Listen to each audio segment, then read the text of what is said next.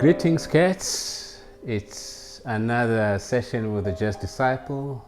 It's a delayed one this time because, hey, the research topic overtook me. It's a big subject, interesting subject. It's a South African jazz story.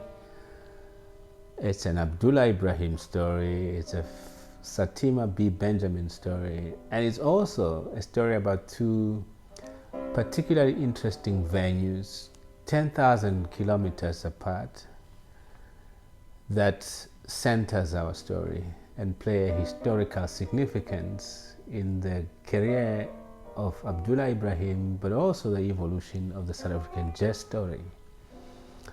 First of those venues is the Doke House in Johannesburg.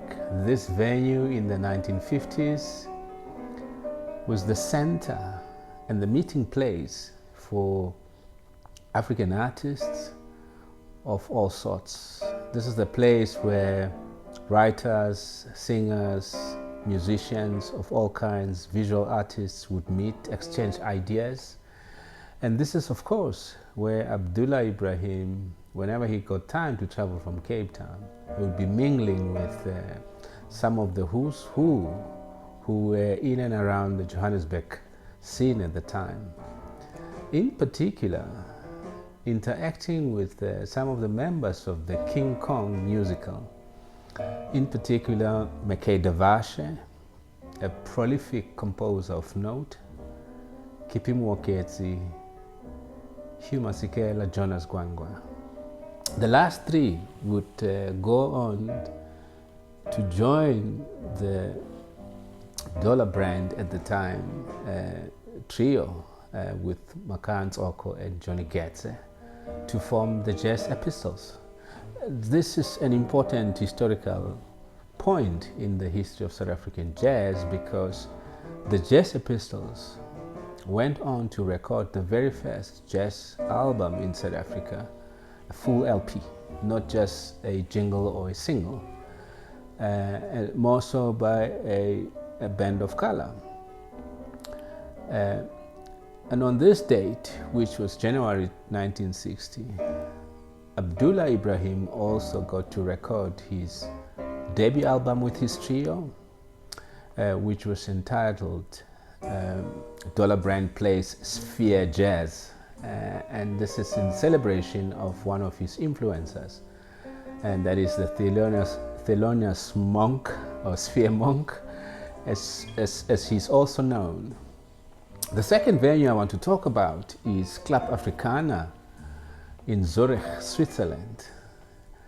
Why is this place important? Like the Doke House, this was an incubator of great progressive jazz in Europe at the time because it attracted musicians from all over the world. Americans would be traveling Europe, and this is the one place they'll stop by. And of course, South Africans were represented there, not by choice, but rather by circumstances. So Abdullah decided to take a 3-year contract, traveling with then girlfriend, soon to be wife, Satima B. Benjamin, and of course, when Chris McGregor and the Blue Notes immigrated from South Africa to Europe, Zurich was their first stop. And this is where they would meet other progressive artists. But the significance of this venue is that sometimes around 1963, when Duke Ellington was touring Europe, Satima managed to convince him to come and watch the Dollar Brand Trio at Club Africana.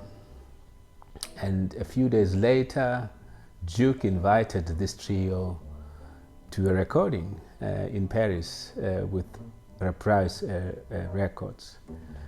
And this recording produced an amazing album, which is what you're hearing playing in the background. And this album was released under the title Duke Ellington Introduces the Dollar Brand Trio.